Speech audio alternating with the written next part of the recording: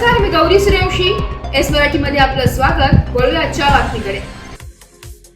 सुरगाणातील 3 केंद्रावर नवोदय परीक्षेत 816 विद्यार्थी सहभागी.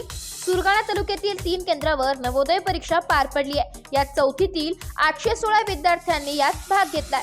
तालुक्यात नवोदय परीक्षा 3 केंद्रावर पार पडली आहे. यात बोरगाव येथील धैर्यशीलराव पवार विद्यालय, अलुंगुण येथील उच्च प्राथमिक आश्रमशाळा व खोकरी येथील प्रगती विद्यालय अशा 3 सेंटरमध्ये पार पडली आहे. यावेळी कोणत्याही प्रकारचा अनुचित प्रकार घडू नये यासाठी पोलिसांनी चोख बंदोबस्त ठेवला होता.